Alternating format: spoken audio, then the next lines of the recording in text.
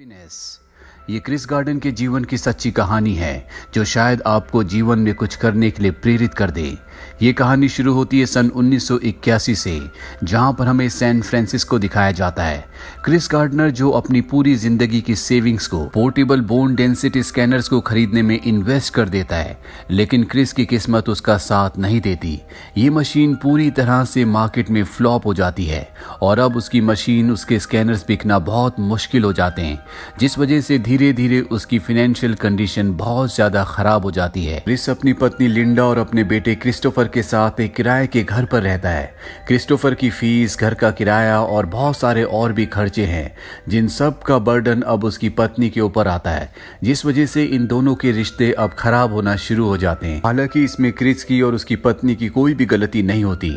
Financially बहुत ज्यादा struggle कर रहे होते हैं।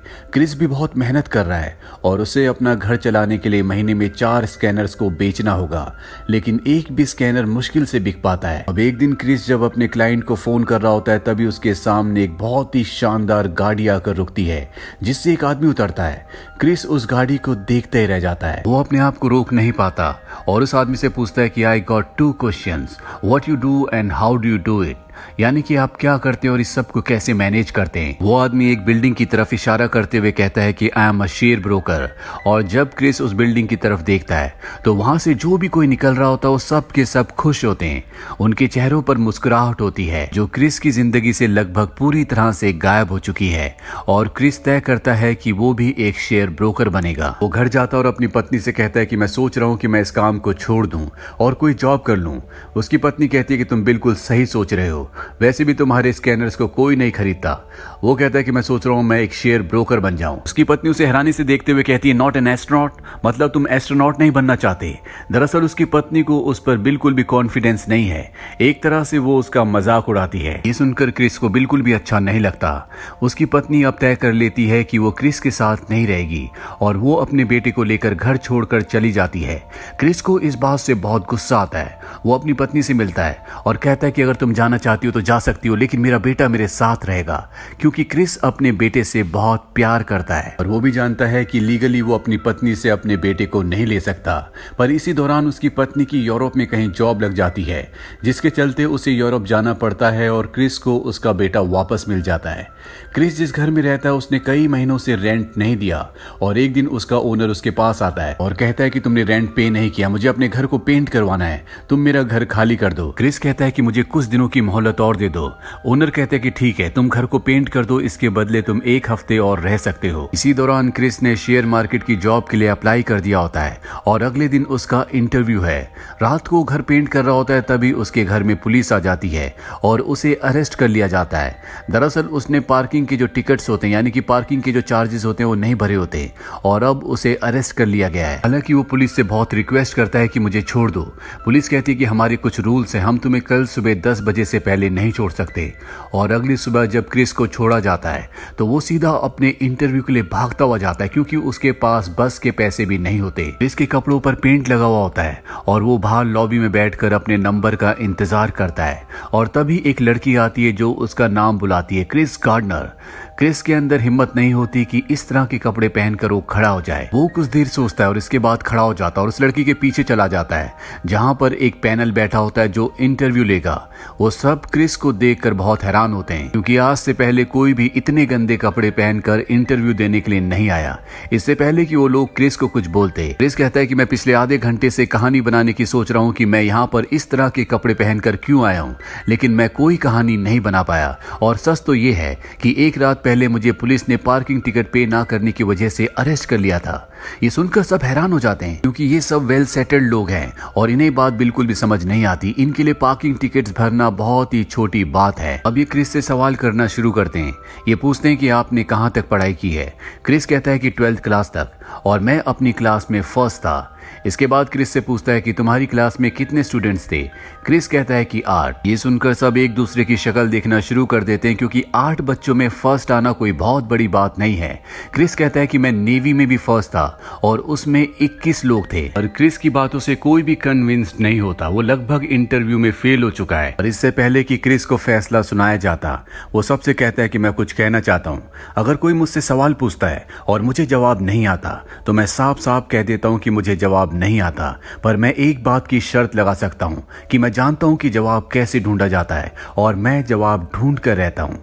इस बात से सब के सब थोड़ा सा इम्प्रेस हो जाते हैं। और अब जो यहाँ पर सबसे सीनियर होता है वो क्रिस से कहता है कि अगर कोई आदमी मेरे पास बिना शर्ट के इंटरव्यू देने के लिए आता है और मैं उसे जॉब दे देता हूँ, ऐसा क्यों?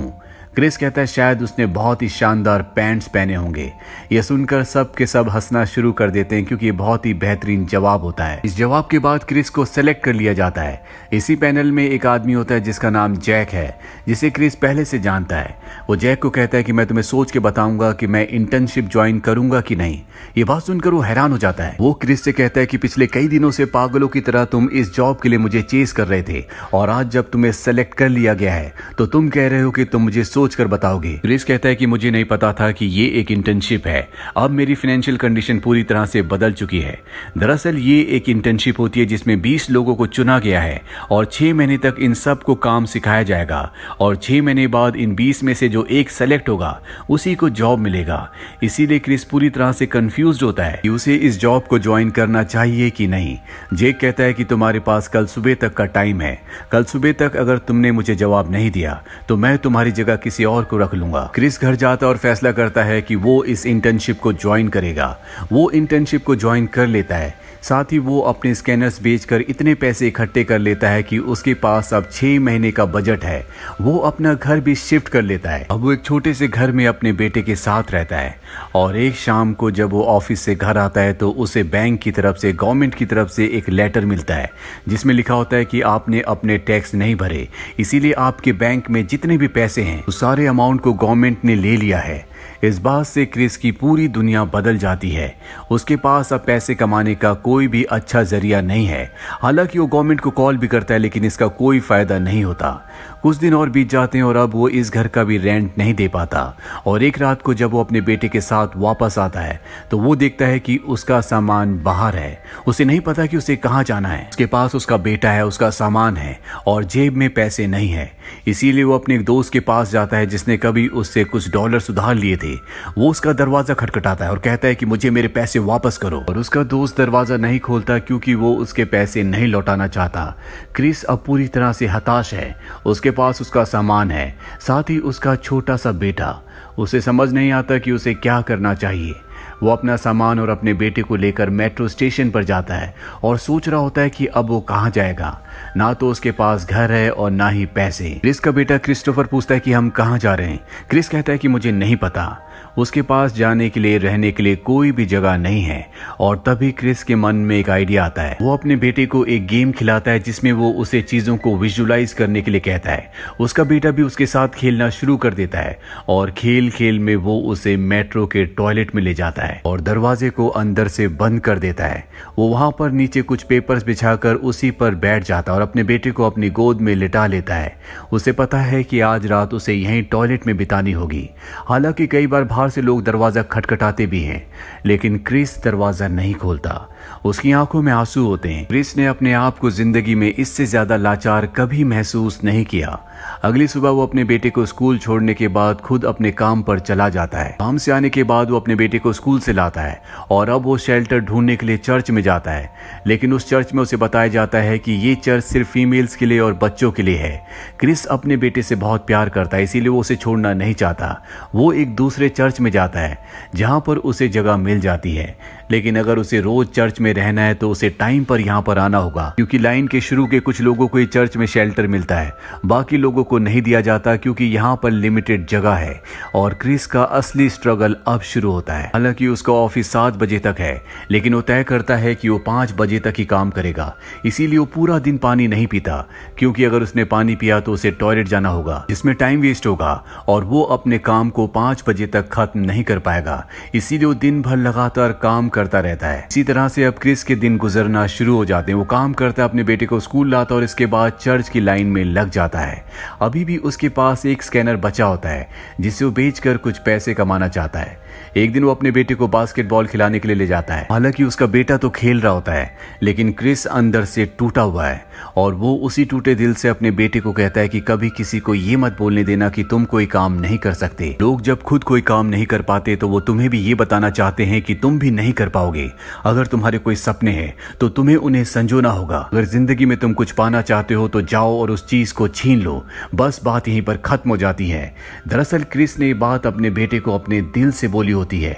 वो भी अपनी जिंदगी में ऐसा ही कुछ करना चाहता है जिसके लिए वो संघर्ष कर रहा है। क्रिस के पास जो बोन स्कैनर बचा होता है वो उसे लेकर एक हॉस्पिटल में डॉक्टर के पास जाता है।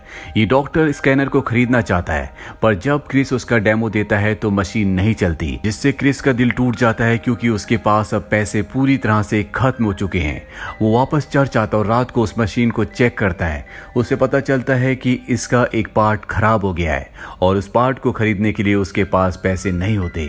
वो अपने बेटे क्रिस्टोफर को लेकर एक हॉस्पिटल जाता है जहां पर उसे अपना ब्लड बेचना पड़ता है, जिसके बदले उसे कुछ पैसे मिलते हैं और उन पैसों से वो उस पार्ट को खरीदता है।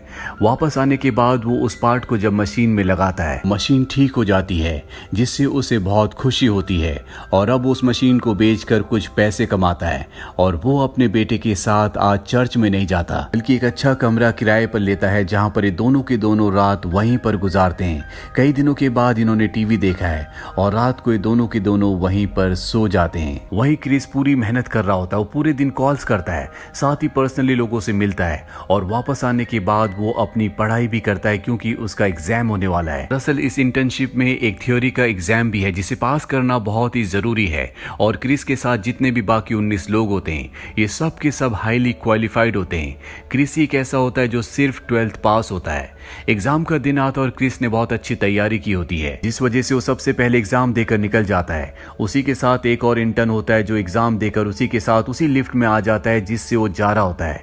और जब एग्जाम के बारे में बात करते हैं वो आदमी क्रिस से पूछता है कि तुम्हारा एग्जाम कैसे हुआ। क्रिस कहता है कि